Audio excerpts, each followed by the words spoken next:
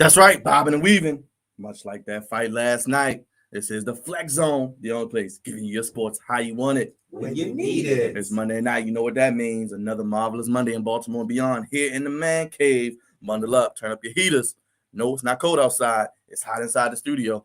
Episode 321, where we get it done. The Flex Zone, only place giving you sports how you want it when you need it. Let's give it up for knowledge in the back one more time, making it sound crystal clear. Yes. If you're following us, watching right now, subscribe, hit that like button, hit that bell, get all notifications, the Flex Zone Podcast. You watching us on Facebook, the Flex Zone 1, and of course, Instagram and the Twitter, as D would say, the Flex Zone 1. Episode 321, where we all the culture here. We talking about Stephen A. Smith. We talking about Tank Davis. We talking about that college football playoff, the Alabama Invitational. It continues. And of course, we get goofy with Crevonte. I see you shaking your head, brother. It's another fun-filled episode, and you already know how we do. Shout out to everybody watching. Again, thank you for your support. We had 300 subscribers. We're going to keep pushing. You'll hear throughout the show, especially when I get to Uncle Raj. I know I can't do the show alone. I'm God's favorite host, the host with the moist, and Crevonte. We are still the head of the sports podcast table, baby. Acknowledge us, the Flex Zone, baby, each and every week. And make sure you give thanks as this holiday season quickly approaches. But batting lead off, the social media extraordinaire. You can hear his thoughts each week after the Ravens play on the Ravens post-game show, brought to you by the Flex Zone. It is Uncle Raj. What's going on, brother? What's going on, everybody? It's your boy, Uncle Raj. Back with another one. We're back to do the show this week. Can't wait to talk about what, Stephen A. Smith's, top 5 worst teams of all time. That shouldn't be on TV. Did he take that from us? He probably did. He takes a lot of things from us. It was like a week ago, right? We just talked about the team. Your whole Goofy of the Week was dedicated to why the Lions shouldn't be playing on Thanksgiving, by the way. Exactly. Check out that video on YouTube, by the way. Yes. And also, can't wait to talk about the Tank fight. The brother, squeaked it out at the end, but he's going to have some troubles ahead. Big time troubles ahead. Tell him how to keep up with his brother. All the great work we're doing on social media led by you. Definitely. Please subscribe to the Flex Zone Podcast. Lamar, I see you in the comments. I know you subscribe, so I appreciate you, my good brother. But everybody else that's listening and watching, subscribe to the Flex Zone Podcast on YouTube. Lots of content coming. We got a bunch of material out. If you've seen the latest short, I think a lot of Ravens fans would be very unhappy, but they probably would laugh in the end. This next man is the captain of the Goofy ship. He is the voice of reason. He is Crevonte, baby. Yo, man, I know y'all see the members of Death Row Records running back and forth between one door. We are safe, America, but we'll give you the signal if not. Y'all know what it is. Monday evenings. I look forward to these days. These Mondays, like I say every week, man. Mondays aren't great for everybody, but it's damn good for us. We get to come together. We get to talk our mess, and this is what I love. And can't wait for Goofies of the Week, guys. Just can't wait. I got 2 good ones for y'all. Isn't good. Is somebody getting flued out? This next man needs no introduction, but I'm gonna do it anyway, baby. He is the Flex Zone Messiah, the head of the Flex Zone table. He is the executive producer. You can start your day with a cup of Dre, the savior misbehavior, the pride of the East Side, the man more phenomenal than AJ Styles. He tells the ladies, come take a ride on Space Mountain. And don't worry, he's in New York, doesn't have his Timbs on, but he's rocking his bronze, baby. And much like his boy, he's negative against COVID. It is the man himself, LaAndre Melton. What's going on, my brother? Hey, thank you for that wonderful introduction, as always. The Flex Zone, we the ones. Hey, I could reach out and touch my brother. It's always a pleasure. Hey, appreciate y'all for tuning in every Monday.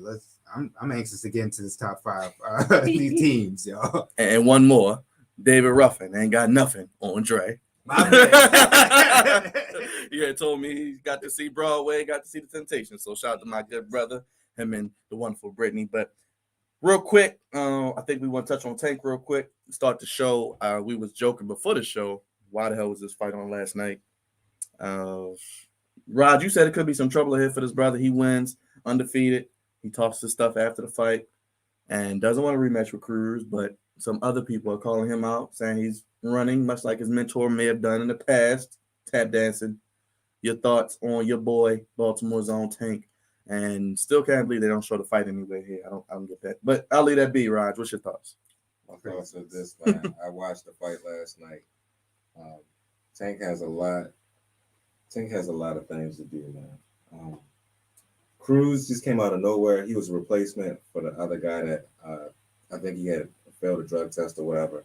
So the dude Cruz came in, 23-year-old, a lot of power, a lot of energy, a lot of speed. I don't think Tank was ready for all of that. I mean, Tank always he starts off slow on all of his fights. So he tries to figure you out probably in the 5th or 6th round. And this time he wasn't able to do that very well. And his lack of ringmanship showed, because that dude Cruz was hitting his ass like crazy last night, man. He was giving him overhand rights. He was getting him a lot of. He was hitting him in the body a lot. Tank was getting his ass whipped out there.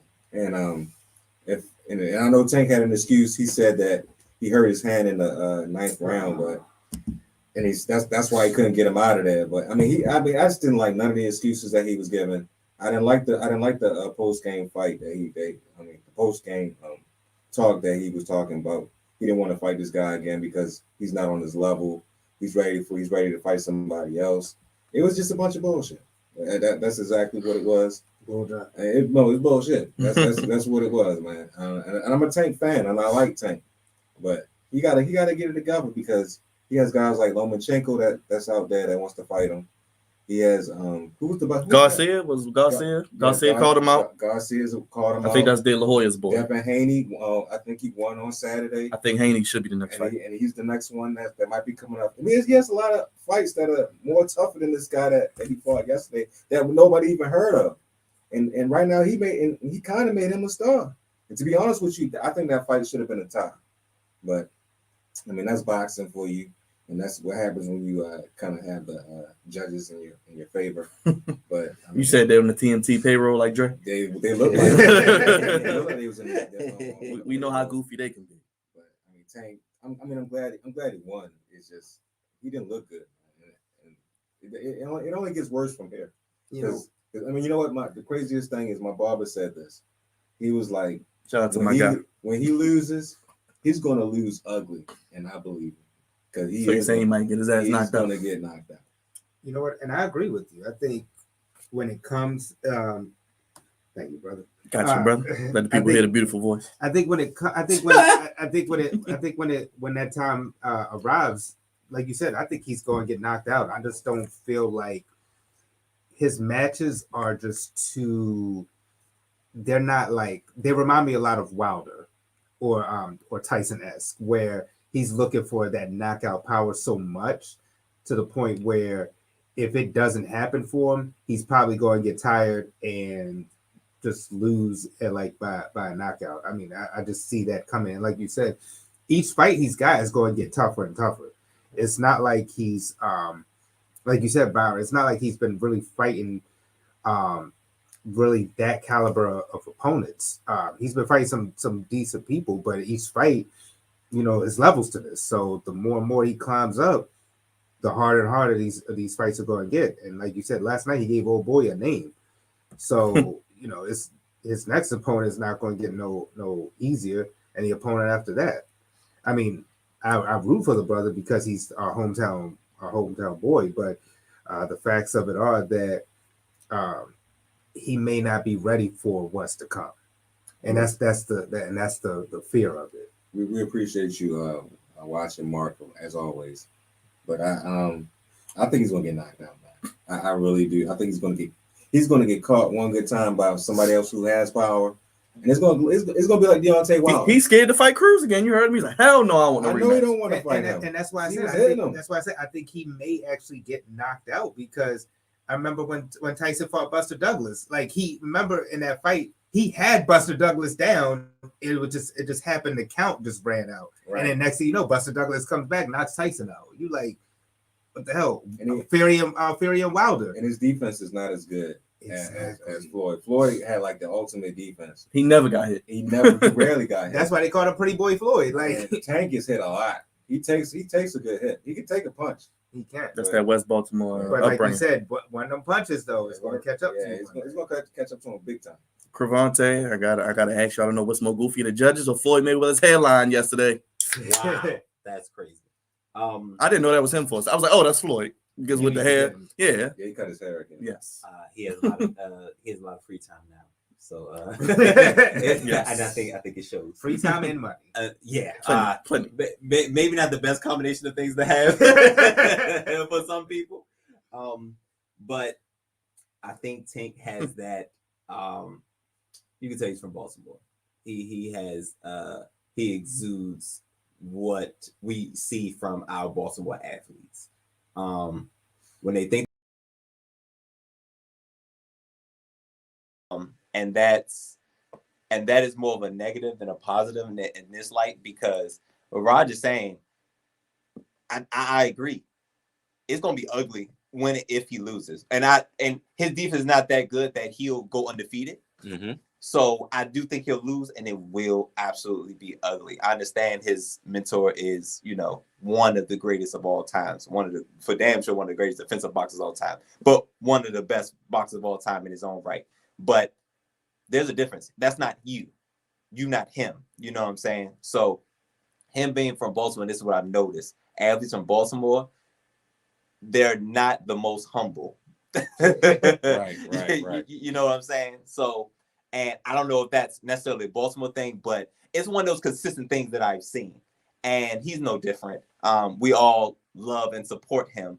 And we hate it when he comes back to the city because it's like, Goofiness is waiting. It's only goofiness waiting. Stay in LA, when you come back here. I just want him to be, a little bit more humble moving forward, because I think that L's coming sooner than he thinks. If he's looking at himself like he's his mentor, it's going to come down hard. And let me just quickly before we go into our next subject. The only thing is, the streak is helping him as well. It gives him some mystique. Sure. Once that streak is gone, Yeah, it's like Wilder, or like I said, or the Tyson effect. Once that undefeated streak is gone, a lot of that, Tank, who he is, it diminishes a lot on that star. Not to say that he can't be a great boxer, but that undefeated streak has a lot to do with where he's at right now. But it's what his mentor stood on. So it worked out now. Obviously, it worked out for him. But how many undefeated folks you think gonna come around? it's not many. It ain't many, and that's amongst any sport, individual or team. But those don't happen often. So approach your fight with some choose wisely. Hey, listen, he got the person in charge to choose wisely. He got that on lock. So Floyd is never gonna put him in a predicament where he's gonna look bad, because then Floyd's gonna look bad, and Floyd does a damn good job at not looking bad. That's right. He was Pretty Boy Floyd for half his career before his money Mayweather. He was Pretty Boy Floyd for quite some time. So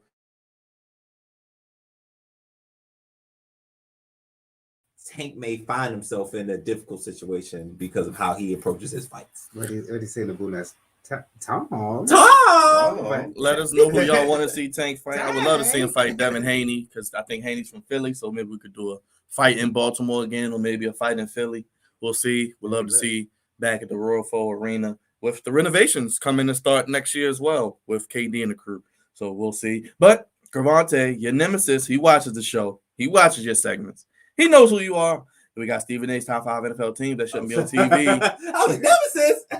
And I guess we're giving our top 5 teams according to the Flex Zone. And looking at this list, it's going to be hard to debate. But he's got Lions at, matter of fact, start lower now. Jaguars, 5. Which ain't that high. Gosh, the Jaguars are terrible, man. Woo. Falcons at 4. Giants at 3. Man, have the mighty have fallen. Jets at 2. Q, we see you. And Lions at 1. Q, we see you. Any dispute or any difference in this Crevonte? It's hard to argue it. So it's interesting. His top 5. It could be a mixture. This could be shifted a little bit. Are we talking? I feel like it's one and the same, because it's like the teams that shouldn't be on TV, but these are probably the 5 worst teams. Yeah. I would probably put in the Texans. That's okay. Yes. So this is what I was going to have. I had for sure, the Lions and Jets. Yes, Like, I think we agreed. Top two is safe. That's for sure 1 and 2, Lions, and arguably they're one of the worst sporting franchises. If we was doing all sports, That's probably two of the top 10. 5, two of the top 5. I'm not even gonna hold you. And I'm looking at recently and historically. Definitely the Lions and Jets. If we're going historically, the Giants shouldn't be on this list. Yeah, I think that's a recent. The Giants are a recent thing. The Falcons are also a recent thing. Okay. I think the Jaguars are both recent and historic. Probably put them at 3. Put them at 3. And Texans at 4. And I would say if we're doing historic, the Texans have to go in there. And if it wasn't for Tom Brady, the Bucs would be on here too. Oh, You know what I'm saying? But before last year, the Bucs is one of the worst franchises in sports as well. Ever. And but again, if we're talking historic, talking recently, all right, the Bucs shouldn't be nowhere near this list. Falcons, then the Falcons and Giants would be on this list. But for sure, I think the Jaguars should be a little bit higher. The Texans should be on this list.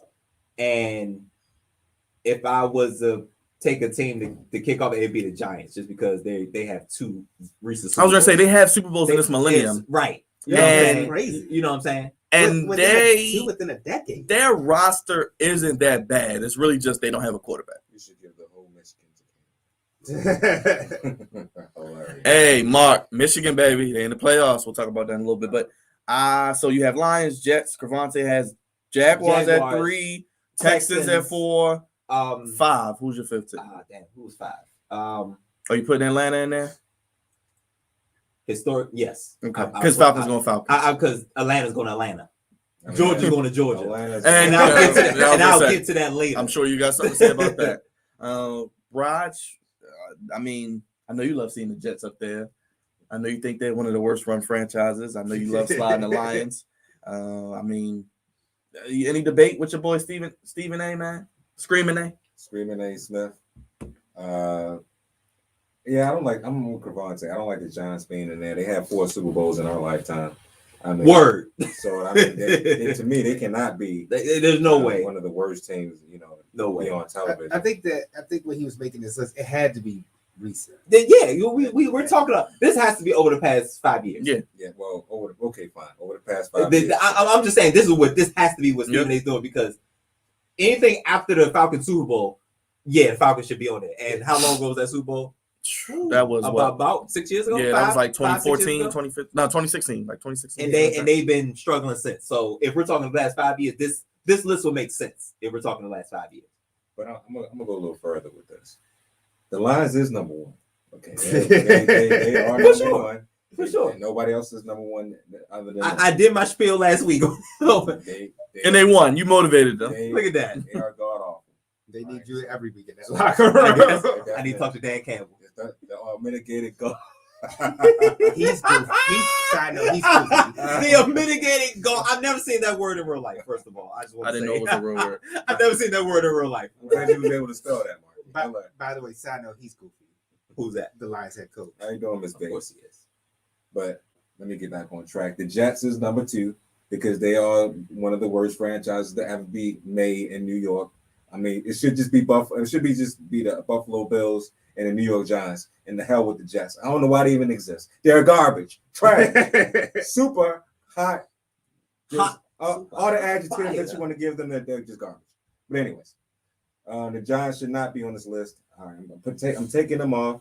I moved the Jaguars to number 3 because they deserve to be the 3rd team. They've stunk for years. Mute your TV, Tony They're Khan. We saw going to continue to stink, but I hope they're able to actually put something around Trevor Lawrence, because Trevor Lawrence deserves to have a great team someday in Jacksonville. But they're number 3 on the list.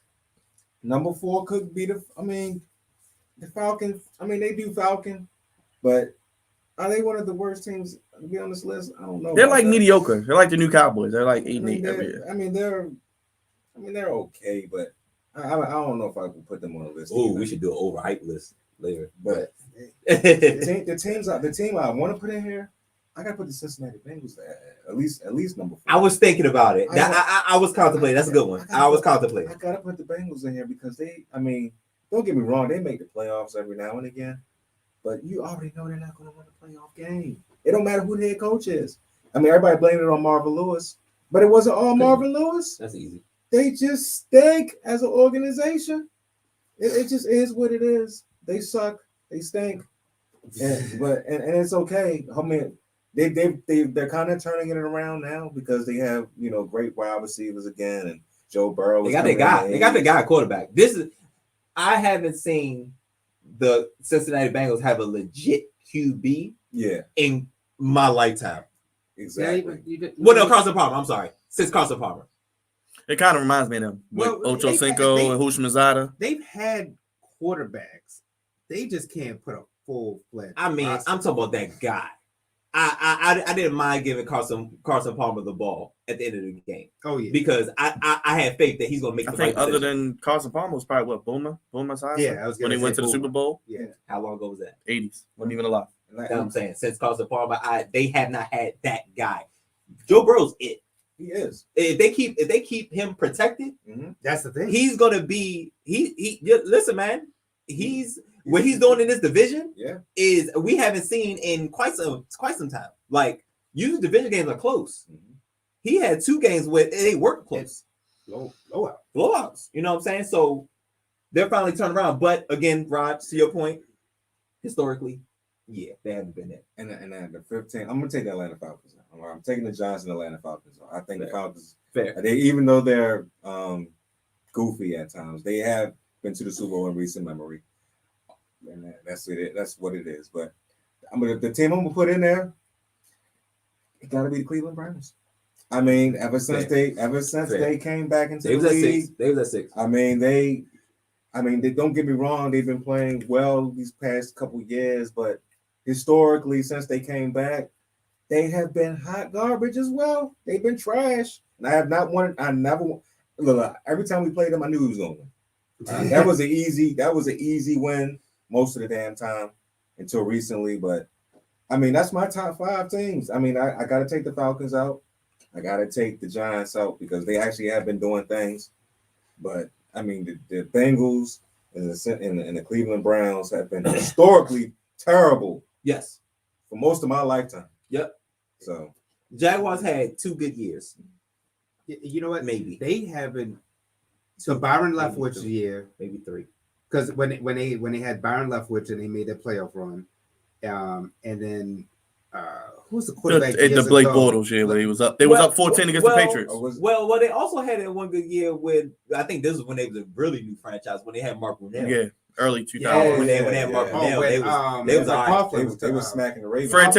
Fred Taylor, Mark Brunell. Yes, he was the running back. Yes, Tom Coughlin. So maybe 3 to 4 years out of 3 to 4 years out of 25. I can't think of what receiver they had. It was a fast dude that they had. I can't think of his name. Remember, they beat the Ravens on Monday night. Blew them out. Blew them out. And beat them in London. I know. They kicked our ass a lot. Go ahead, Dre.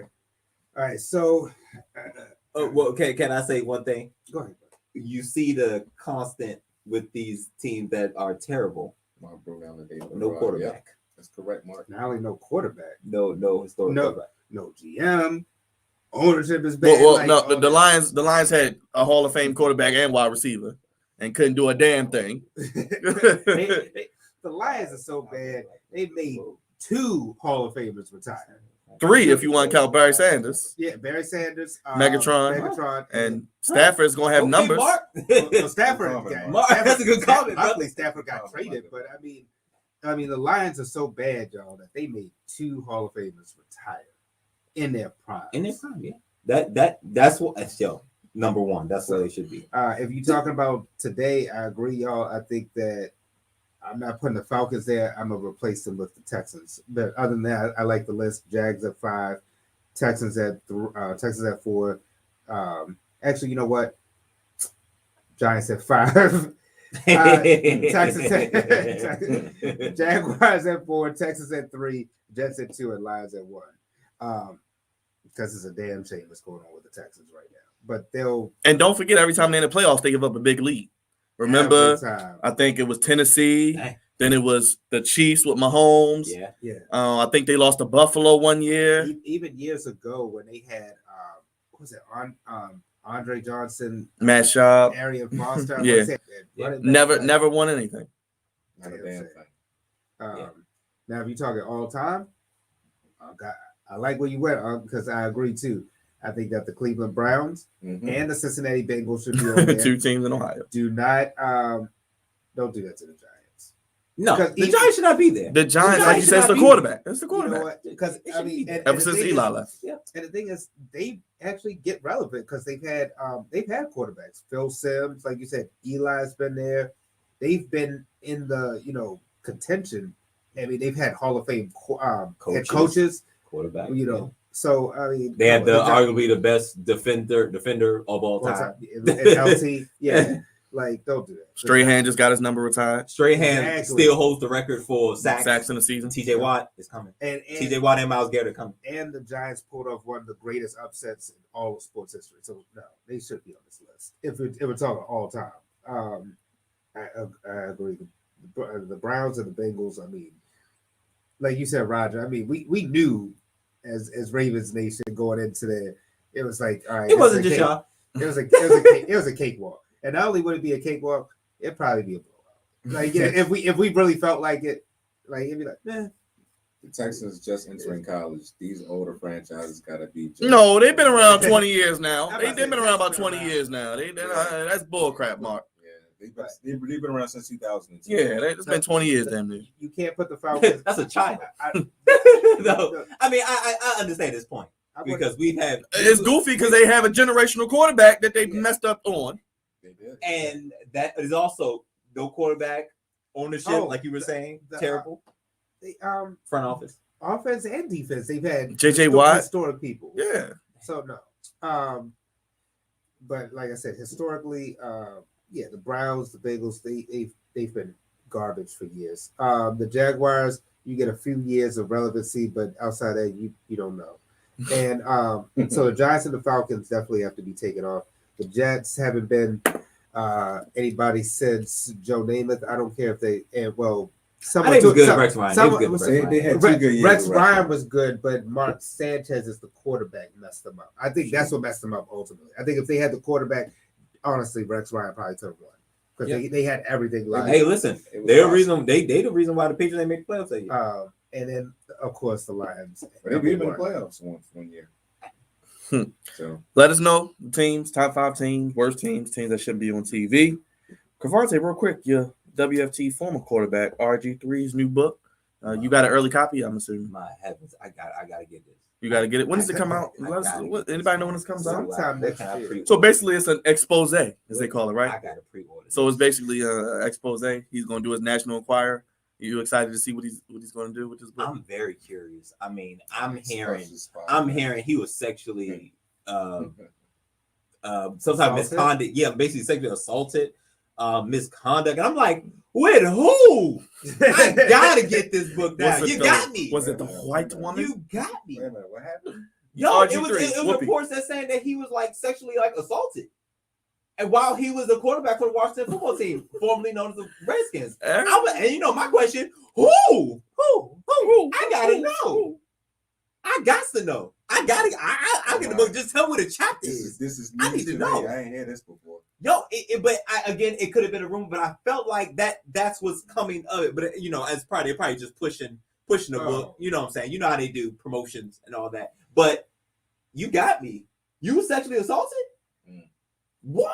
I gotta see this because you was the man for a solid year and a half, maybe. I'm about to say a year and a half. Yeah, you was the man around these parts. He had Subway commercials around his comeback, bro. And I quote: quarterback Robert Griffin III says he was sexually harassed on his 2012 and 2014 tenure with the Washington football team. He accounts his details in the upcoming tell-all book, Surviving Washington. Surviving R. Kelly, people, do your thing. On November 30th, Griffin announced the book will be released August 9th, 2022. Crevonte, not too long from your birthday. Oh, God. How ironic. What is that? Ain't that something? So you mean to tell me Whoopi Goldberg III was sexually assaulted with harassed. Washington football team? Oh, I'm sorry, harassed. Sexually harassed. Harassed. Harassed. Because assaulted is different. Harassed. Let me. Allegedly harassed. He was allegedly Wait a harassed. minute. I'm just all this promotion, and it's December, so we got 8 months of this. Don't forget, after the book gets released, You know more is going to come. Look, you want to hear the tweet? New book alert. The truth will set you free. Hashtag Surviving Washington. Coming 8/9/22. Pre-order now. And he even has a video. Why is he waiting so late for that book to come out? And all this stuff is coming out now. Maybe they're waiting. Timing is everything. I think he's waiting for more shoes to drop and maybe add it to the book. It's the same thing with Rashad Bateman, but we'll get into that a little bit later. But So you getting this book? I have to. I have to. Signed copy. Sure, you sure can, because I got a jersey. Because my gosh, I was on top of the world. Yes, in you were. 2022. I remember. Yeah. We was We was together. Yes. Dre even had to wear a jersey. Yes. Man, that was a good time. I didn't believe it, man. So okay, this is very, very interesting because you got me, right? You got me. You saying these things happen to you. We're gonna get your take on how things transpired when you was a quarterback of the Washington football team. But I just want you to be transparent. And he's probably not gonna be, because it's his book, so he can write however he wants. But I want to be transparent. You had a big part in your downfall. That's what I want to be clear. That's why I'm like, man, whatever, man. Like, Then I heard the harassment. I said, who? Somebody harassed you? No, whatever what Mark said. Is a collector. My heavens. Wow. My heavens. But I am very interested. You got me. I'll probably be pre-ordering it whenever that drops. Let me see if pre-order is available. Might be available now, brother. Could be. Yep, you can pre-order now. Right. SimoneSchuster.com/book/Surviving Washington. I hope you can say Redskins in this book, because it was the Redskins at the time. I don't know. because depending on how long it took him to write this book, because if it was, written some time ago, it takes some time to write a book. So if he maybe started writing this years ago, Redskins has to be in there. Because the change just happened. I was gonna say the WT is new. It's the Redskins. So I'm very interested to see. Apparently the harassment happened in 2014.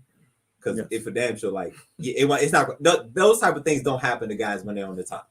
When in 2012 he couldn't be touched. Literally and figuratively. Yes. Couldn't be touched. So I am I'm waiting. I can't wait to hear, read. He might even have an audio book. Now that's what I would listen to. I would listen to that. By him? Yes. Voiced by him? Yes. Oh my God. That'd be crazy, but guys, I'm here for it. Oh gosh. Yes, Roger. Yes, he did. By his white woman. His white woman. Are you buying the book, man? You gonna listen to this goofiness? I might listen to the audio version of it, so I can laugh. Yes. At him. Yes. For being, there's no way he's narrating this. What did our he has to. What did our good friend of the show call him? Let's not say. Uncle Rob. Uncle Rob, man. We'll leave that alone. Uncle something. You call him Uncle something else, man. No, we called our G3 something else. We leave that alone. Cornball. Something like that. Something like that. Dre, you intrigued or you shrugging this away? I'm the title alone screams very original. Screams goofy. So I'm like, you're really planning on this R. Kelly thing. I'm like, you're reaching. Like Crevonte said, I'm more interested if he takes accountability for his downfall, because honestly, that run should have lasted a lot longer than what it did.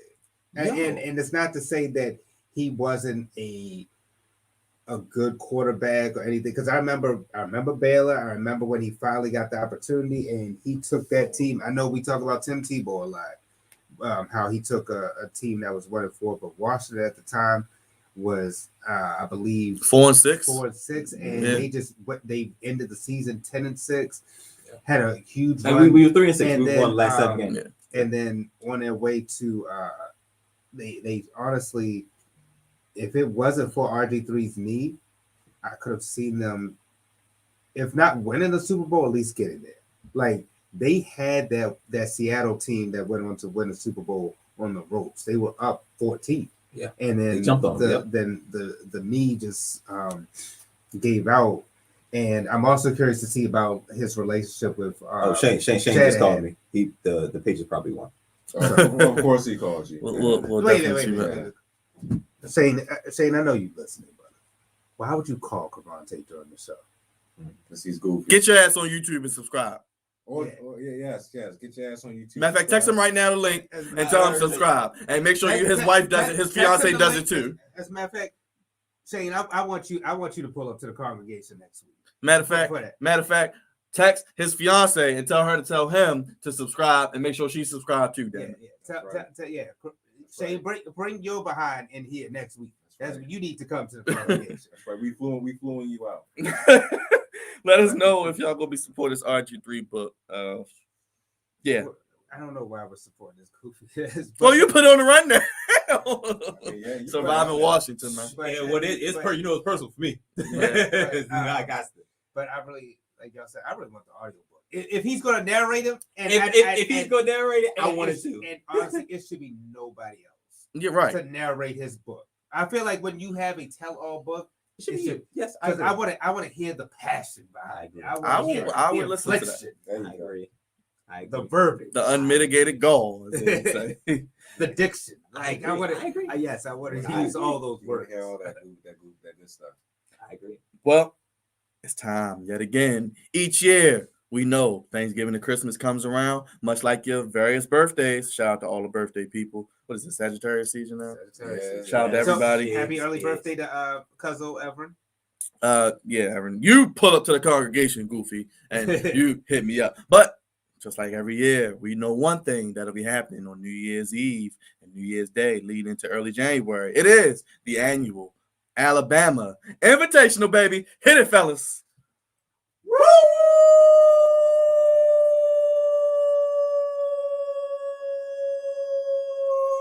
Time. That's right, baby. It's not the college football invitation rankings. It's the damn Alabama Invitational. They're there every year. They are the reigning, defending, undisputed college football champions of the world. And Crevonte, they may have the best quarterback in all the land, brother. Heisman Trophy with a hands down. Yes, they do. And he is a brother. Look, 2023. If you picking him number one. Damn it, you take for him now. Look. First of all, I was looking at your face the entire time. You was just like. You was not looking up. You was not giving it.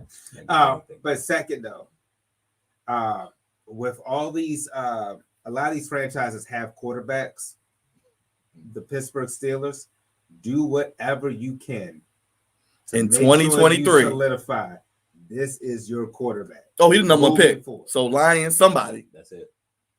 He's gonna win the Heisman. The Lions will probably get the number one pick, but if I'm the Pittsburgh Steelers.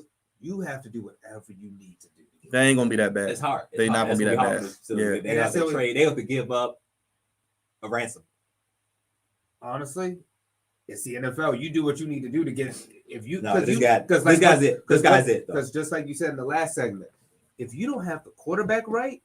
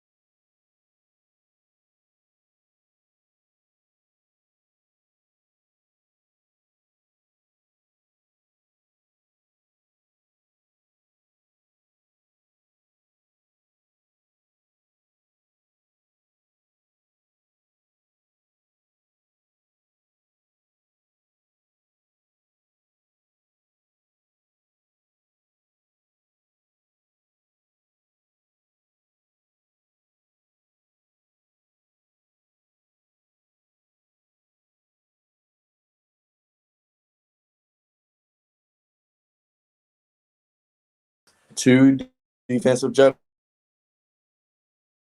Michigan, and Georgia, with potentially the number 1 pick in 2022, Aiden Hutchinson on Michigan, who reminds us of TJ Watt a little bit. That's he's a mixture of both the Watt brothers. So he's going to be the number 1 pick. Lions, get him. He's a mixture between the Watt brothers and both brothers. Just like when y'all ran up to take Chase Young a few years back, they better run up at number 1. Whoever is that, it's going to be Lions. But you know what? I don't think the Lions are going to pick. You think they're going to trade? I think they're going to trade. You think it's a guy to go up there and get? No. But somebody might. No. But somebody reach. Somebody's going to reach. Somebody's absolutely going to reach. They're going to listen to offers, but I don't think they're going to pick. If they do, it's either going to be Kayvon or Hutchinson. But Hutchinson, my gosh, he played against that type of talent and doing that every week, and he's playing in big games and he's showing up big time. Like that's huge on the resume. You know what I'm saying? Because that's one thing that we always question: the talent, the competition. Right. Who are you playing against? He's in the Big Ten? He's going against top tier offensive linemen every week.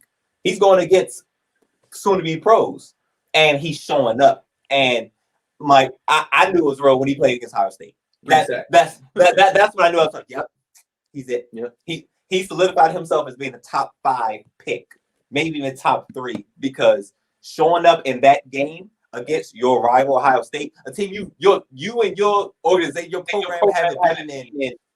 I don't know how long. So that was a big time to show up and really be consistent. Like that was one of his better games. Michigan's on a good. This is the time, you know how we say in the NFL where you get hot at the right time. Yep. This is a good time for Michigan to get hot.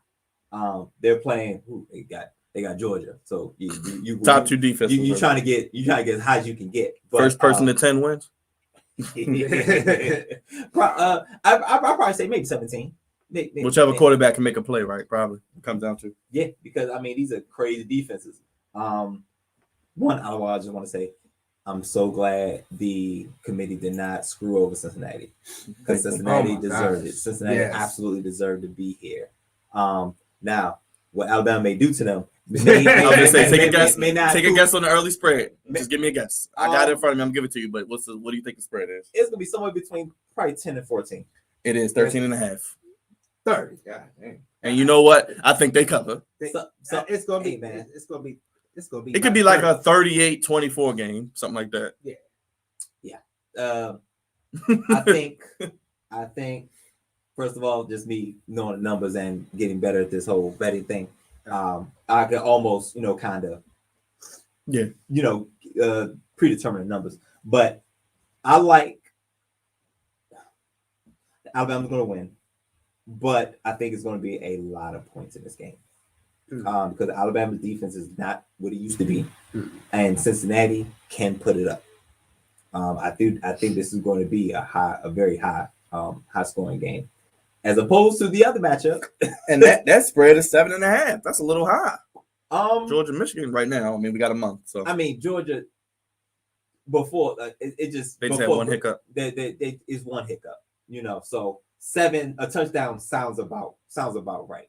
Michigan was teetering. Not teetering, kind of like and Ohio State really put them there, but that recently just happened. Georgia has been doing this all year, so. 7, that's out of respect for Georgia, if anything. The 7.5, or whatever it may be. But I do think it's going to be close. Michigan is going to Jim Harbaugh better, put their best foot. He got a month to prepare. Yeah, but on the flip side, Georgia better win this game. Georgia absolutely better win this game because. You can't go out like this being the number 1 team. Oh yeah, you can't go out like this. Sure you can. No. Georgia's going Georgia. Hey, what do I always say? Georgia going Georgia. But I'm just saying for that you got to at least get one more shot at Alabama. You got to get another shot. You can't be undefeated, lose an SEC championship where you were favored over Alabama. You lose and you don't get a rematch. Come on, bro. You was the best team all year. This would be a terrible game to lose. All right. Do you want to see the rematch, or would you rather see Saban Harbaugh? You know what I want to see. You and me both. Like MJF and Punk, baby. That's what I want to see. If Georgia is going to continue to Georgia, sure. I'd rather see Harbaugh and Nick Saban. But for the sake of Georgia, that's a wasted season. If we're being totally honest, you number one the entire year until the very end. You lose in the SEC championship, and you lose in is that the Orange Bowl? It would be the Orange Bowl.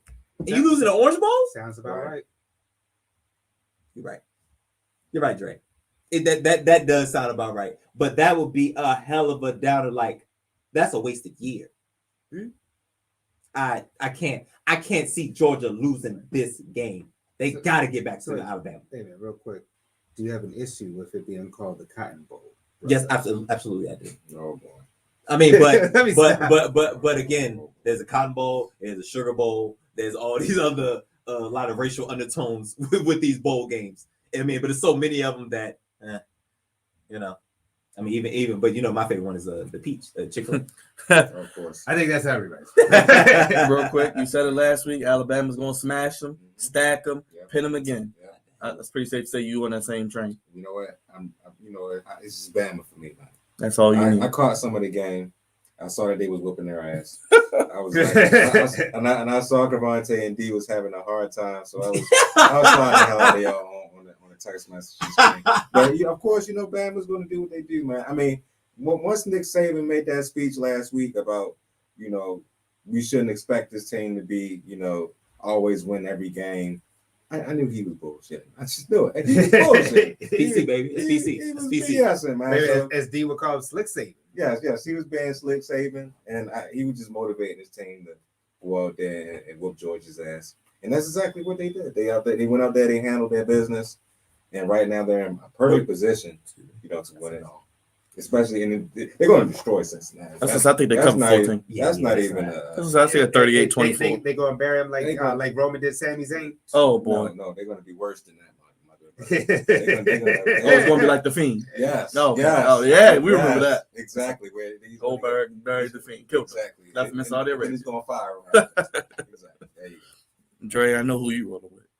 Yeah. You know what? I have to eat crow. I told my good brother yesterday when we were watching the game, I said I was going to come on the air. Alabama, I apologize for my actions. Apologize for y'all. That's right. Look in the camera and talk to him. Because I was wrong. I didn't have faith. I thought that Georgia, like Crevonte's been saying, that Georgia's been looking good. And I was like, there's no way that Alabama was about to do this. I was wrong. And Slick Saban, I'm not, say I'm just messing around. That's just for D. But no, seriously though, Nick Saban, I apologize. You are the greatest coach in all of college football, and I was wrong, and I will not doubt Alabama again. That's right. So roll tide, baby. Roll tide. Right. We got a month to talk about it. We'll break it down. Crevonte is looking at those spreads, and unfortunately, the Alabama Invitational for him rolls on another year. Real quick, LeBron tested positive for COVID, but it was some false negatives. Saying they needed better policy. I mean, do we agree, or is it WC? No, he needs to worry about his team. I mean, at this point, they're washed. But but I do agree, though. That was utterly ridiculous. I mean, how do you go and as the NBA from LeBron has COVID to he doesn't have COVID to he can play? Like it was just too, too wishy-washy. What you'd like to do, Crevonte? The little I don't know if you've been doing that. But it was just too much bouncing around for all that. Especially for your superstar, one of the faces of the league. No, that was just too much going on this week. No, I didn't like none of this at all. And on top of this, I believe that the Charlotte Hornets, LaMelo Ball, I think they're in COVID health and safety, health safety precautions or whatever you want to call it. It's really goofy. I mean, hold up, and then TJ Watt, he appeared out of nowhere. I did not expect him to play. I'm like, what? I did not. Yeah, that was weird. That was weird. So I don't understand what false positive. They don't understand. They don't. Just like this country. Yeah, exactly. These rules is goofy. I'm not sure what to make of this. Honestly, it's ridiculous at this point. But I mean, he only missed one game. Yeah, I mean, and there's a game that they won, so I wasn't really upset about it. But it's like, come on, guys. I mean, if he tests negative 2, 3, 4, 5 times, he doesn't have COVID. It's pretty simple math, right? And I'm pretty sure he probably tested. He might have tested positive slightly, but I'm pretty sure he tested positive again negatively. So it's like, why is he still in the health? Why is he still in the little precaution thingy? Protocol, whatever you want to. I mean, it's just goofy. That's all it is. It's goofy. It is. Crevonte, is this a goofy of the week caliber, or we'll see later? Possibly? It is, but I had some ones that I wanted to touch on, so I'm gonna leave this one out. It is quite goofy because, and it's not just the NBA. It's not just the NFL. It's not just the NBA. Literally, everybody's trying to figure this out as they go. So obviously, when you go at it that route, it's going to be a lot of trial and error. It's a lot of trial and error. Now, unfortunately, this happens to one of the biggest superstars on the planet right now. But these are kind of things that's going to continue to happen because nobody knows. Now they got the Omarion variant. You don't know what's going to happen. They're going to start dancing. Yeah, man. You're going to have that red jacket. You're going to be doing all types of stuff. I got my that variant going to be dancing. Go ahead, Rod. There you go. That's not how it's supposed to be. The variant going to be dancing and it's going to be blue. It's going to be blue too. Yeah. Go ahead, Rod. Pass it to Rod. Pass it to Crevonte. How many? I mean, that that's not how it's supposed to be, y'all. That's not how it's supposed to be. I mean, hey, look, let's talk. Listen, man, I'm just it's an ice box out there. It's cold. It's cold. It's an ice box. It is. With COVID, wait a minute, LeBron has an entourage. Oh boy, it doesn't stop. It doesn't stop. Here we go. Here we go. He's speeding, right? I can't do this no more. If y'all gonna do this, if y'all gonna go Omarion segment, put respect on his name. He got hits, America. If the NBA had a bump. He has hits. This brother has hits, America. Don't sleep on Omarion, all right? Oh man, just saying. This COVID is touching. Hey, there you go, baby. The sporting world, and with the COVID still, growing at the pace that is growing. Because if y'all haven't noticed, they're going down the Greek alphabet. Right. For those that are not aware, right? Omicron is pretty down there. Omicron is kind of near the middle of the near the middle of the alphabet. So that means we've bypassed some. Some didn't make it. Something they're not saying. Some didn't make it, or maybe they're not saying anything. But whatever. We're down to Omicron. And no black folk. We're still the Omarion. They say I love black people, bro. but everybody's still trying to figure this out, and they're using their precautions. But I think LeBron James might have pissed somebody off. Probably. I think LeBron James might have pissed somebody off. Just because of the superstar caliber that he is, and COVID to take effect in such a very goofy way, like false positives. I mean, understandably, nothing's 100%. False positives and false negatives, all those happen. Mm-hmm. But y'all are the NBA, right? That's what to get this right. They have a whole report that said LeBron James is going to miss several. That was the lead story. You know what I'm saying? He's going to miss out indefinitely. He's going to miss several games. 10 days at least. 10 days. And probably was 4 or 5 games somewhere in there. And I'm like, and now he's playing. I'm like, what are you like?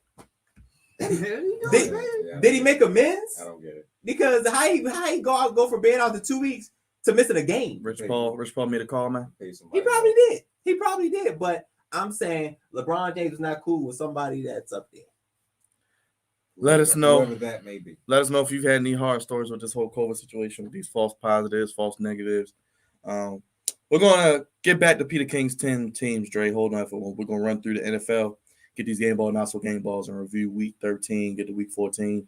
Real quick, Thursday night, Cowboys beat the Saints 27-17. Go ahead, Dre. You can say it this week. How about them Dallas Cowboys? Buccaneers, another 4 touchdowns for Brady Crevonte, the greatest white man of all time. Still Easy. get it done. It's a great 30 to He was 17. playing the who? The Falcons. Easy money. Easy money. Hey, Crevonte, Cardinals win again, 33-22. They're not putting respect on him, baby. They're not even talking about it. Back like they never left.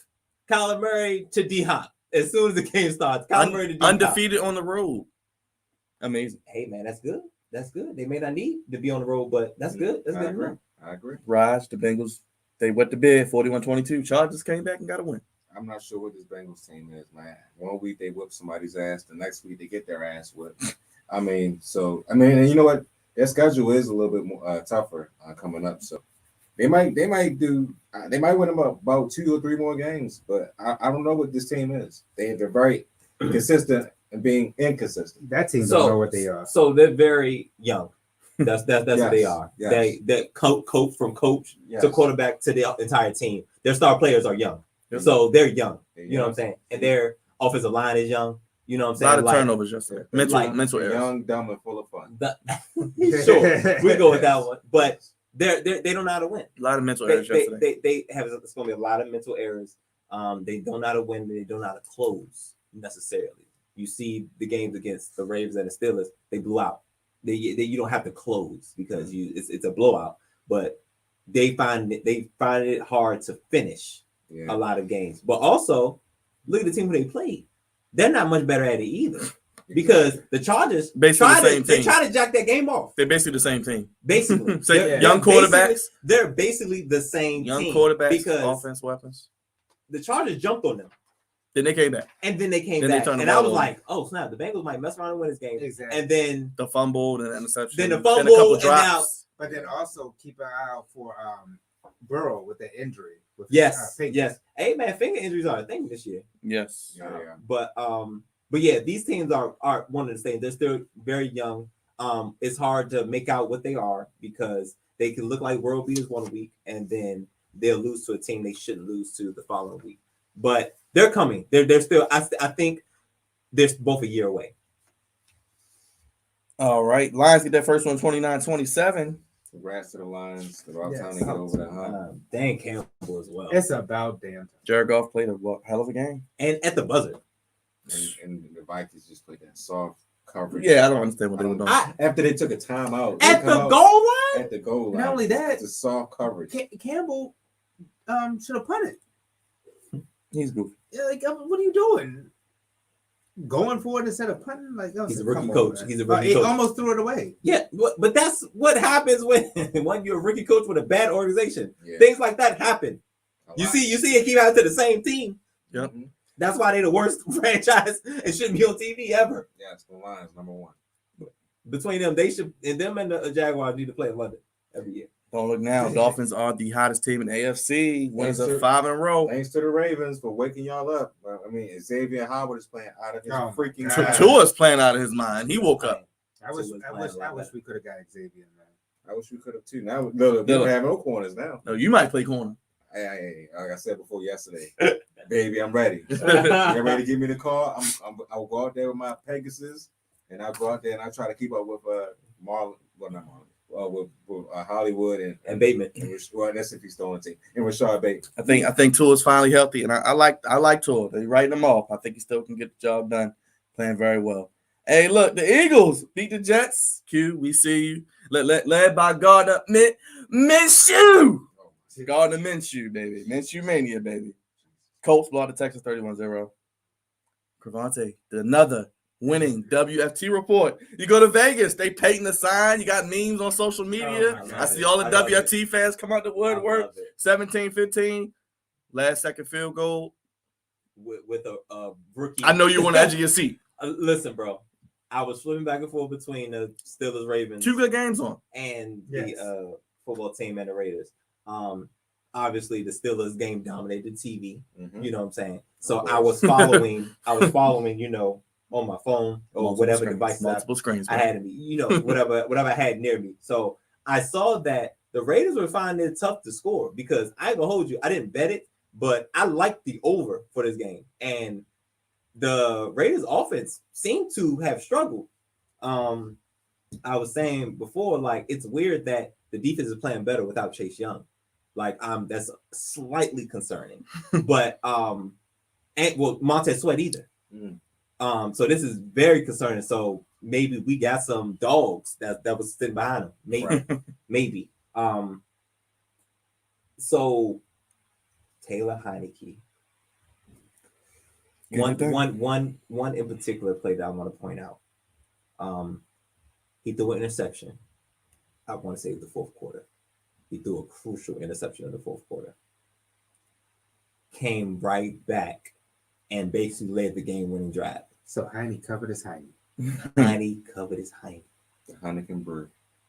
And had a Heineken after the game. Yes. That is something I don't see out of quarterbacks that play for my team. I don't see that often. So, and I think this is a great time to go on this run. Big ups to Ron Rivera, keeping this team focused, and big ups to Taylor Heineke. The man's having fun, man. That's right. The man's out there playing ball and having a great time. And this all started because of Tom Brady.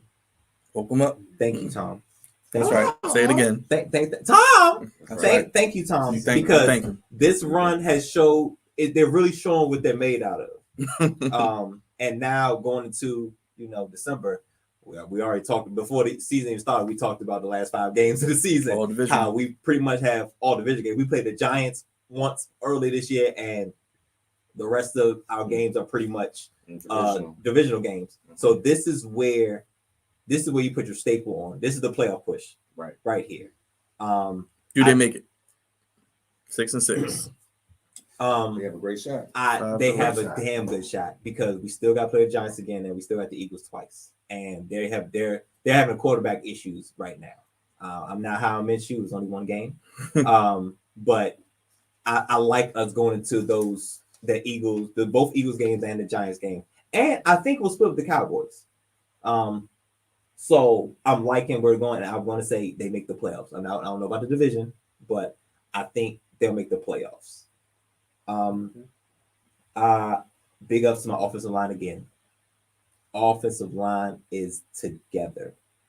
And even, and they're together, but they're still like a mix. Cause I told y'all we were on our third center. Right. You know what I'm saying? So for them to still be holding up is damn good.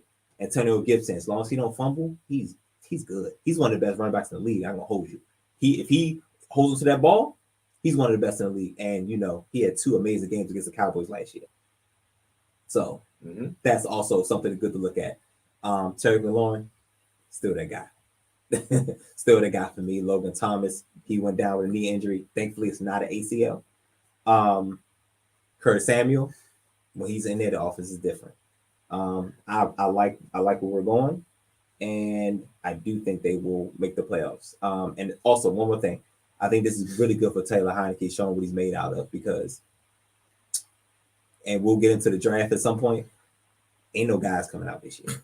Heine showing his Heine. It's a good time to show it, because moving forward, show it. I'm not confident about this draft class. Nope. Find this guy. It's going to be the next year. But we don't have a year to, what I'm saying? If we got our guy now, Pay him. We not going to pay him nothing crazy. Right. Pay him. Matter of fact, I saw some numbers over the past 4 games. He's made $500K. Wow.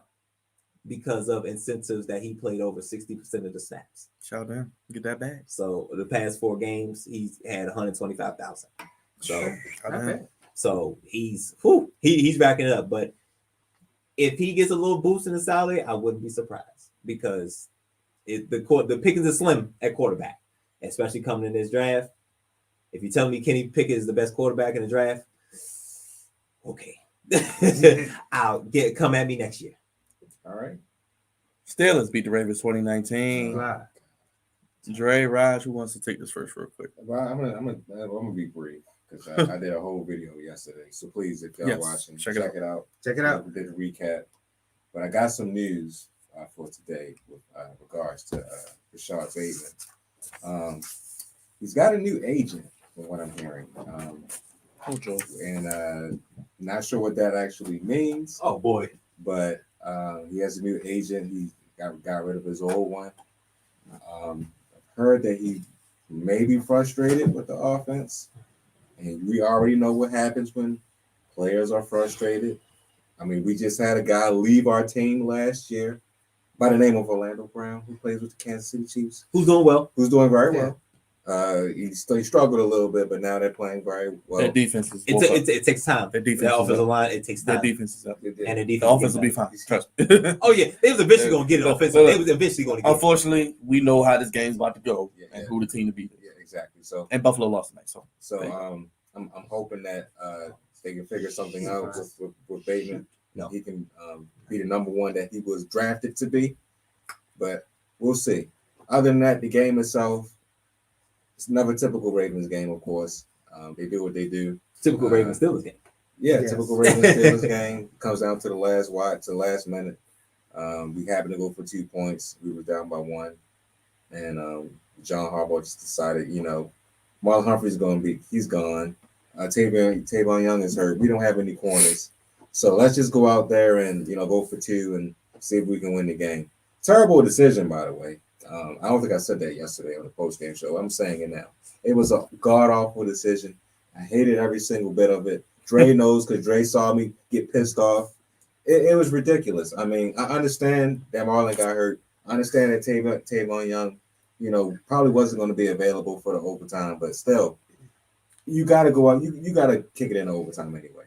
I mean, it's a 50-50 shot you're getting the ball first, and maybe I could have won the game that way, but still, even if you don't have any corners, put Bateman out there as a cornerback. Who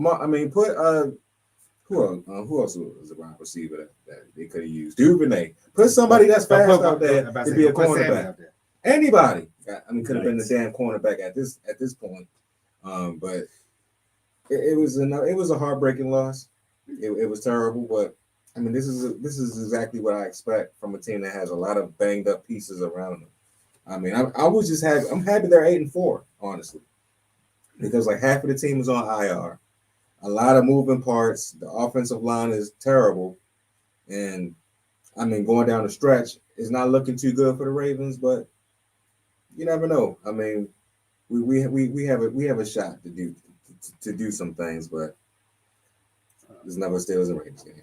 Go ahead. Look, in the interest of time, I'm just going to say that, and I told Raj this too. I think that last night's loss was on Lamar Jackson, and I say it as in because there's been so many times where we've seen Lamar Jackson tell his head coach, "I've got this," and I know Harbaugh said that the plan was to go for 2 all along, but at the end of the day, we've seen Lamar Jackson so many times say to coach, "I've got this." It was just one of those times that he just didn't have it.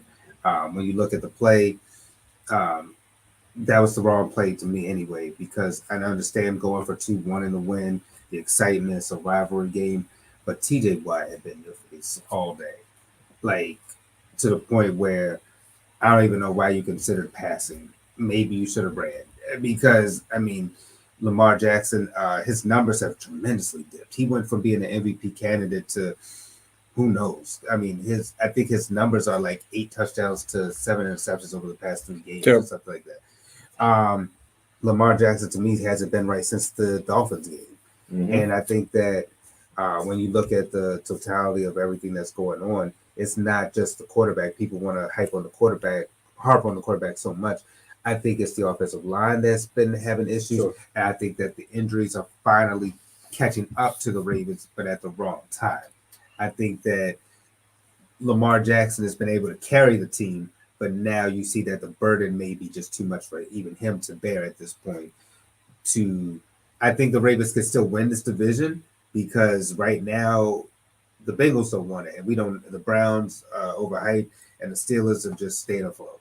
So I think the Ravens will still get there, but I just don't have confidence to say that the Ravens will make a push compared to what we thought originally, because I think that despite the injuries, Harbaugh to me is still right now a candidate for Coach of the Year, but I just don't see the Ravens making a big push moving forward. And I think Lamar Jackson still has some things to work on. I'm not going to be like Stephen A. and saying nitpick at him. But I think that, and every year Lamar Jackson's made improvements. But I think they all need to go back to the drawing board because Bateman does need to be more involved in the offense. Mhm. I like Hollywood, I like Mark Andrews, but you do have Bateman there for a reason. Get him involved and get others involved, and not only just don't keep it so limited to Lamar making the moves. I think that everybody needs a piece of this pie in order for it to really work, and if they want to get to their ultimate destination. Real quick. My biggest problem with the Ravens is this. Lamar Jackson does make improvements every year, but it seems like every single year there's a bump in the road. This year it happens to be, we can't stop the blitz. We don't know how to adjust against the blitz. Last year was, our offense is out of sync. So maybe it's my throwing motion. Maybe I'm not planting my feet right. It's always like an excuse. And a lot of it is not on Lamar all the time. A lot of it's Greg Roman as well. But I was just about to say, don't come to me. But they got to figure that one out, man. Because real quick, I think, and that's something that you're really saying. They're not making adjustments, and you see that though, because it's like they're stubborn to make adjustments. That's Greg Roman until the fourth quarter. And that's when it's like, all right, now did y'all see the last drive for the Ravens? I did. They could have been doing that all day. All game. And the first drive, Lamar threw the pick. So it's like, they have a good drive. He throws a pick. Then they throw a good drive, and then he missed it too. They did the same thing in the Dolphins game where they played like crap, and then like the fourth quarter they decide to wake up and throw the football. That's not good. They should be doing that all day. Also, the Colts game as well. They play like crap, and all of a sudden Lamar just goes down the field and scores touchdowns like it was. I mean, I don't understand where the balance is. You're right. There has to be a balance on this team, and there's not a balance. This is a weird comparison, but this is kind of like what Green Bay was doing with Aaron Rodgers. He'll fix it. He's enough. Right. And that's what the Baltimore Ravens are doing to Lamar, because there's no reason why we just point out 3 games where literally the same game plan unfolded. Like nobody's making any adjustments. So you mean to tell me what the Dolphins did, nobody else came up with, and it's like, oh snap, let's do that too. And it works. I don't know if we played the Bengals before the Dolphins or it was before. But the Bengals is really the team that exposed everything. Right. And then after that, it was just they exploited our injuries more so than everybody else. But also we're talking about Greg Roman.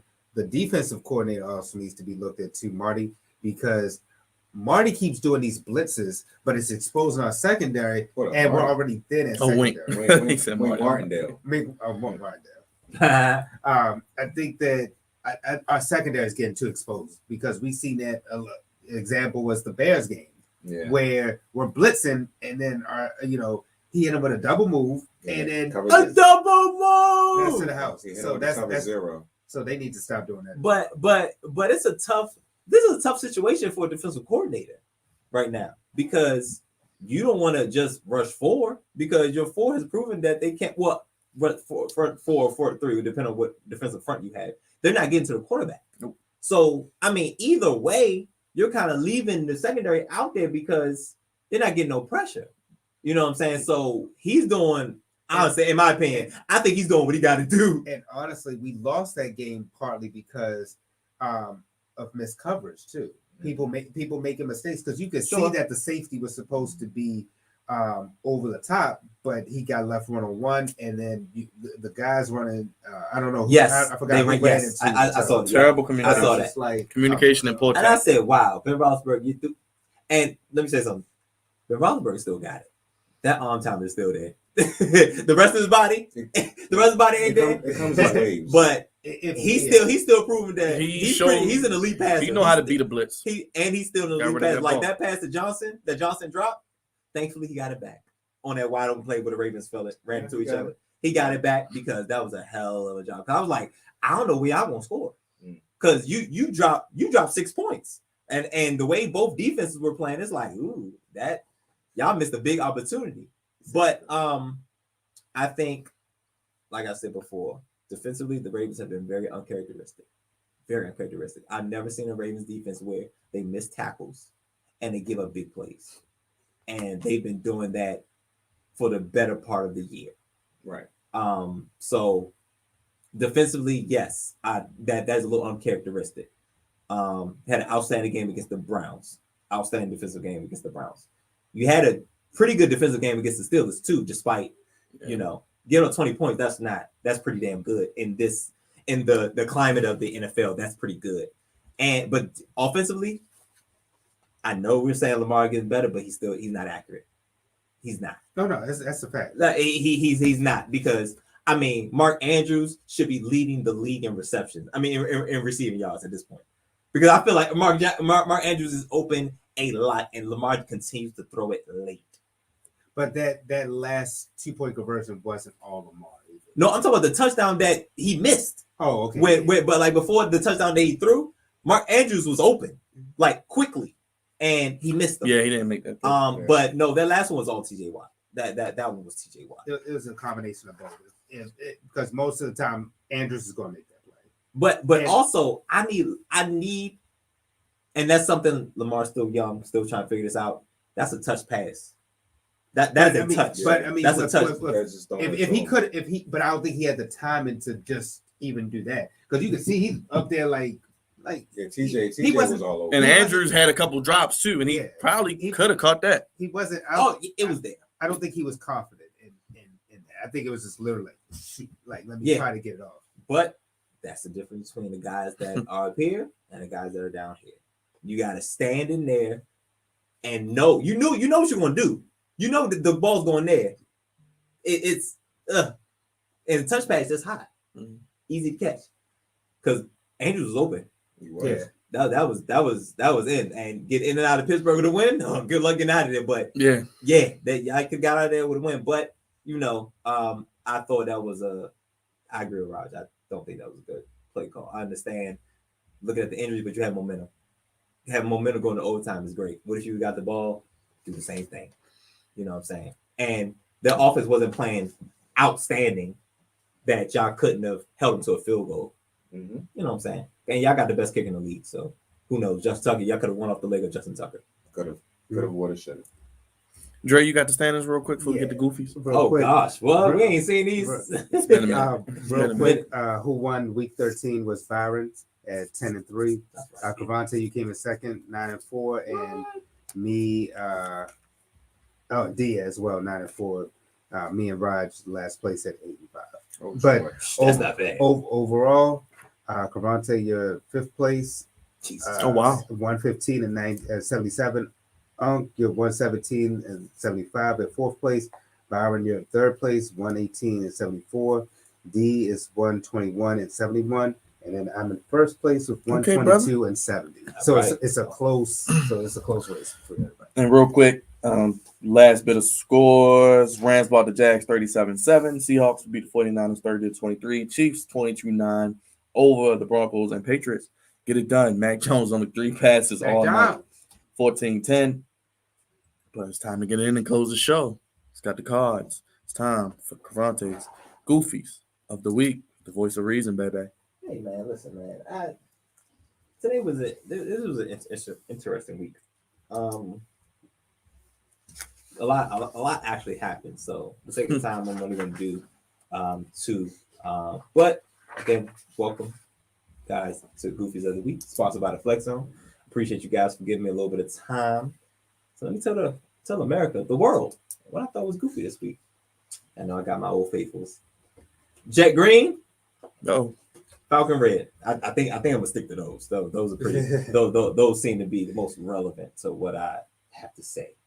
Both of these could be high levels. I don't even know which one I want to do first. Well,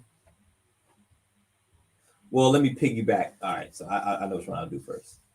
Just because we just got finished talking about the Ravens.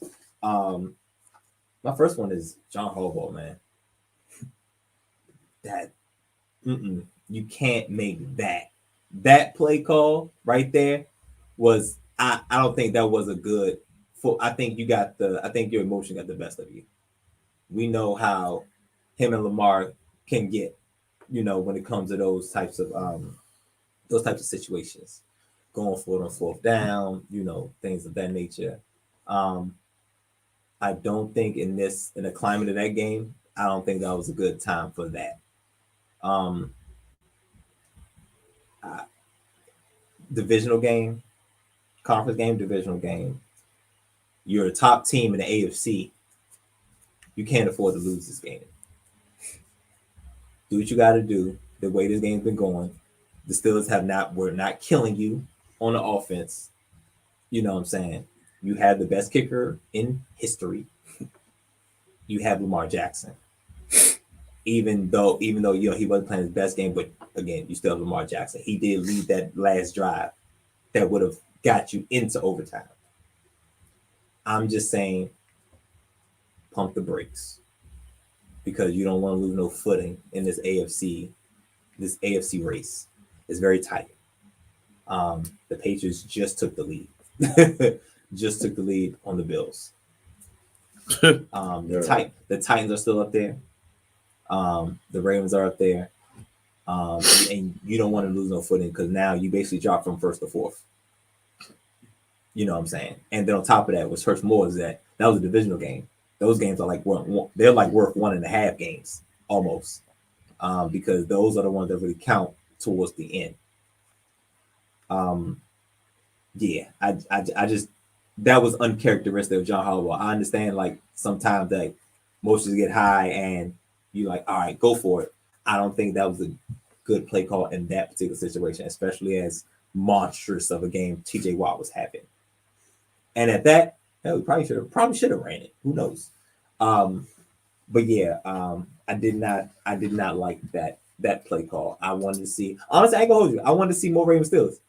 I didn't want it to end right there. As a fan, I didn't want it to end right CBS there. won overtime. Yeah, of course. Oh, yeah. Of course, run that up. And that was the last game. That was the last game with CBS. Run that up. The Ravens were actually listening to Tony Romo at the end of the game. Yes. Yeah, we need to go for two. Go for two. Go ahead, go for two. Tony, shut up.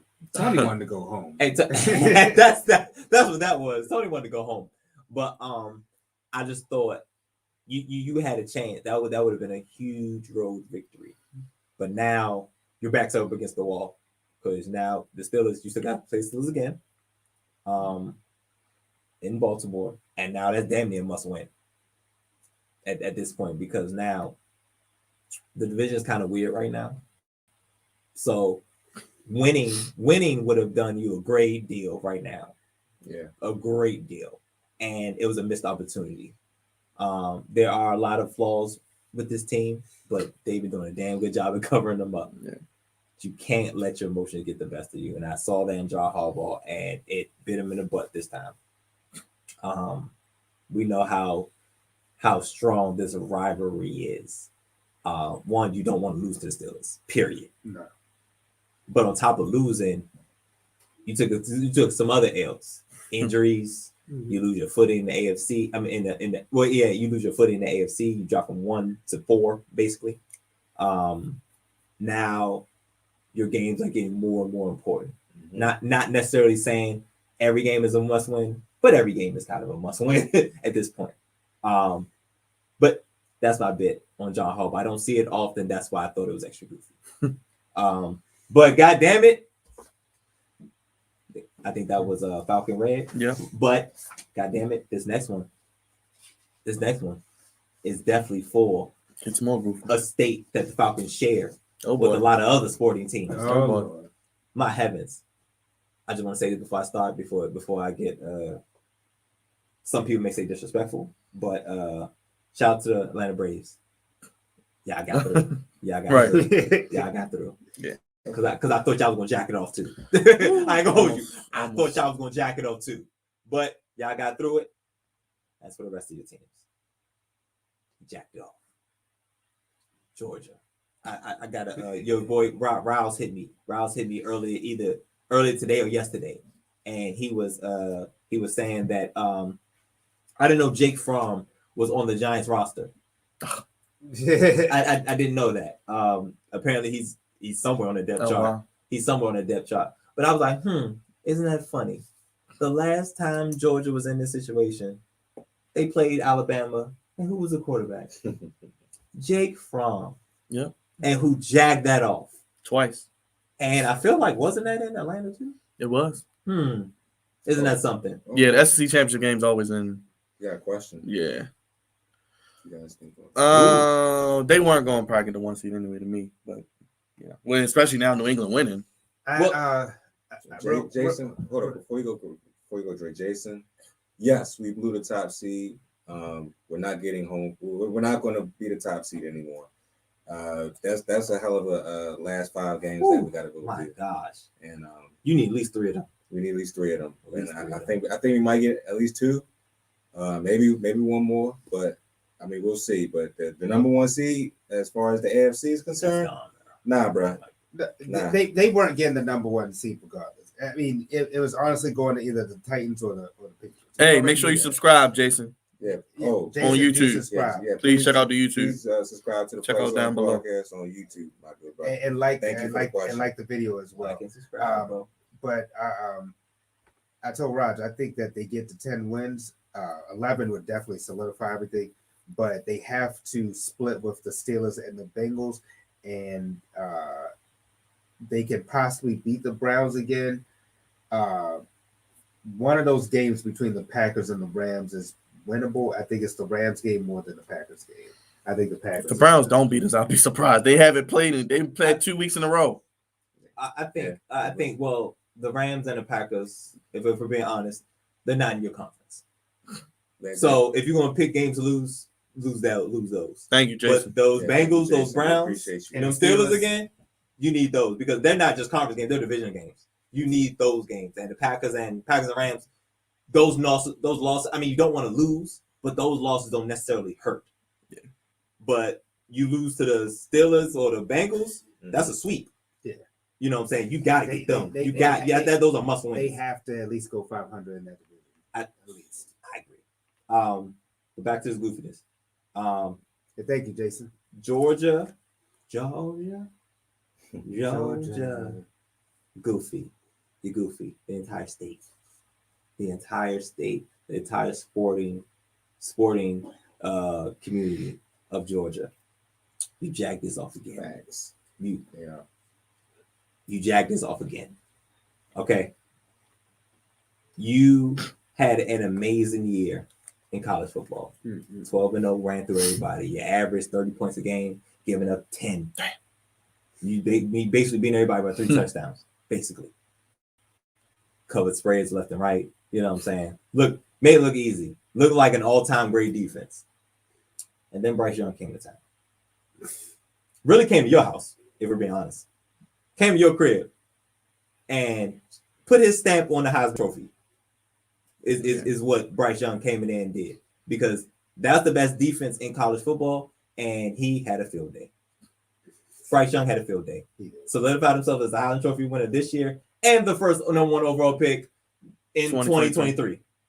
That's what he just did. And probably Heisman next year because he's going to be the best. Possibly. Who knows? He could probably get it back. He probably will get better. Scary as as it is. He could get better. But Georgia, you jacked this one off. Mm-hmm. Y'all was favored. In your backyard. And these boys that come from Alabama, who was not looking good, had a previous game where they struggled against another in-state rival in Auburn. Yeah. Struggled. Bryce Young needed to pull a historic last drive out. Can't say performance because that performance was bad overall. but Auburn left the door open and Bryce Young kicked it through. They basically come in this game limping. And y'all look like Goliath. Not saying Alabama was David, but y'all look like Goliath. Y'all look like the big dogs. And Alabama showed y'all that y'all still somewhat the little brother in the SEC. I know it has to be tough being a Georgia State sports team because these expectations are high. They're really, really high. I don't have to remind you about 28-3. They're really high. But when better opponents come, y'all lose. Tom Brady comes, he wins. Alabama comes, they win. I'm not sure what it is. I don't know if it's a cloud. Well, I can't say it's a cloud because the Braves snuck through. Barely. But nonetheless, they did it. But the rest of y'all, I don't know, man. This is a tough pill to swallow because now you're playing a hot Michigan team. Hot. HMT. They ain't beat Ohio State in I don't know how long. Now, hopefully that wasn't their Super Bowl because that means, they're going to jack this one off. But right, they're hot right now. This is not a good time to play Michigan. Not at all. And this is a must win for you. I agree. Absolutely a must win. Because like I was saying earlier, this is a wasted football season. You played an entire year and look on paper, you're like, yeah, we did really good. No, absolutely not. You lost against an Alabama team that did not look as good, and y'all were favored in y'all backyard, and y'all got smacked. I missed the mark. And y'all got smacked. Now, because you're number one, you were going to make the college football playoff anyway, so it's like, all right, we're still going to make it. But now, took a rough loss. Now you got to play Michigan, who's hot, who beat Ohio State. They would have rather probably saw Cincinnati. Probably rather, I'm sure. We always want to see the 4 team. Okay. That's the point of being number one. You want to get an easier go if you can. And Georgia jagged that off. They royally jagged it off. It's not over, but the way it's going, they'll probably jag off the national championship again. Hopefully they don't jag this off because there'll be goofies back to back. Oh my. Well, when those games happen, there'll be goofies again if they lose to Michigan. Like that will be historic level Georgia State team meltdown. Not in the game, but in a season. Hate to see it, but I'm calling LIC as Death Row Records colleague continue to come in. We'll see. But we're good. Oh, still, Georgia, you jagged this off. But it's not over. You have another opportunity. It ain't over. You got 2 more games that are pretty much both must wins. If I'm being honest. Both these next 2 games, both of them are must win. No matter what happens. Michigan is a must win because you need to get back in the championship game to play. You need another crack at Alabama. You need that. That's a terrible taste in your mouth to have your season lose in like that. And when you get to the championship, you better beat them. Right. You better beat them because I'm not going to hold you. Getting to the championship and losing as Georgia this year, Unacceptable. Absolutely unacceptable. But again, we see this all the time with teams going nice runs and they're undefeated. And then there's one team that does something to them that they're not used to doing. They actually had to score. And when they had to score, they struggled. And now Alabama exposed them in a way. And now you got to go against Hutchinson. And I think the other DN might be first round pick. He's good too. Yeah, pretty good. Oh, yeah. So he's pretty good. 2 of them things. So yeah, y'all need to be able to put up some points. I agree. And not just because you're crushing the team so bad that they really don't have it to fight on defense. So you put up 30.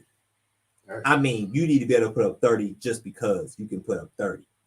Because Alabama, you're going to lose if you don't get to 30. That's what they're proving. Probably 35. You probably need 35. But if you don't sniff 30, Alabama's going to crush you again. And Bryce Young is going to end up getting another trophy in his trophy case. Mm-hmm. Probably MVP, and then he'll get the Heisman later on. But again, Georgia's going to Georgia, right? Yes. It just sucks that the SEC championship is like permanently in your house, but people can still go up in there and crush you. Sucks, man. I guess it don't matter. Neutral field or home field doesn't matter. Y'all can find a way to jack it up. Mm. Got to do better, brothers. But those are my goofies of the week. John Harbaugh, very uncharacteristic play call. Got to do better. Because I mean, I don't think nobody got out coach. I think it was pretty even.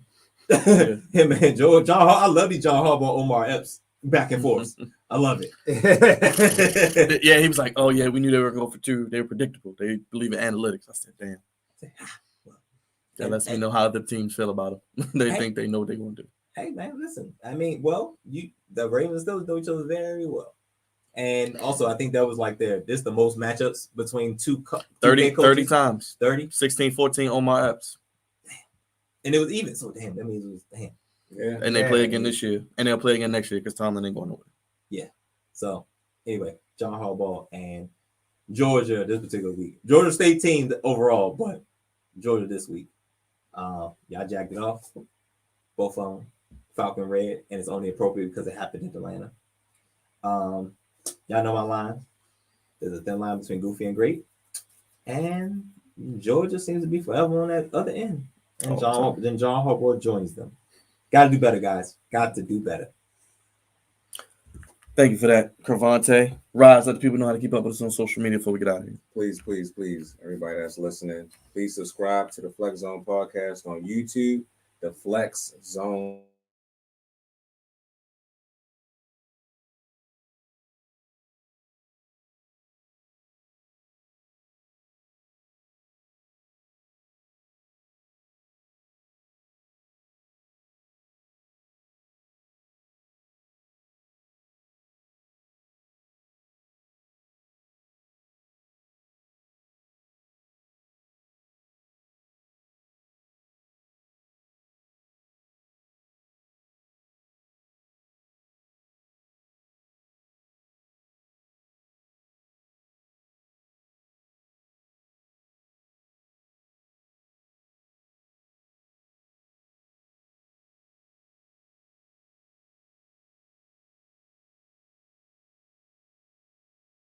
Passes. Yeah, 3 passes. Hey, he might be the leader for rookie of the year now. Yeah, I told you, Matt McCorkle is one of the best to do it. Yeah, right only now. 3 pass attempts. They ran every other play. It was like 40-mile-per-hour winds. It was crazy. Yes. Yeah. Ridiculous. But anyways, we're strapped for time. So everybody have a good night.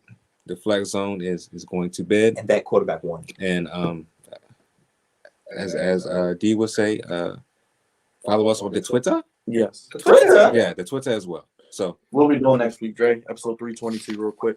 You know what? Maybe we didn't get into it this week. Maybe Peter Pink's top 10 NFL teams. I know that list probably changes weekly. Yeah. Oh, yeah. Shout out again to Knowledge one more time like that. Appreciate him rocking with us, make it sound crystal clear. And don't forget, show executive produced by Andre Melton, senior producer Crevonte Harris, the voice of reason, captain of the Goofy Ship. Of course, Raj on social media. Like, share, subscribe, hit that bell for all notifications to Flex Zone Podcast, and let them know how to donate. Drop that as well, Raj, to Flex Zone 1 on Cash App. Again, we only play Give Me the Sports how you want it. When you need it. Wednesdays on all streaming platforms, Apple, Spotify, Google Play. Again, subscribe to the YouTube, Facebook, Twitter, Instagram, and Flex Zone 1. And I guess I did want to be part of FlexZone1@gmail.com. Until next week, I'm God's favorite host, the host with the Moist, for Dre, for Raj, for Crevonte, and Knowledge in the back. Shout out to D for DSN. We gone. We out of here. Peace. Peace. Hey, I might pick 11 this week. Hey, you might. You know what? I don't know who picking. Deuces.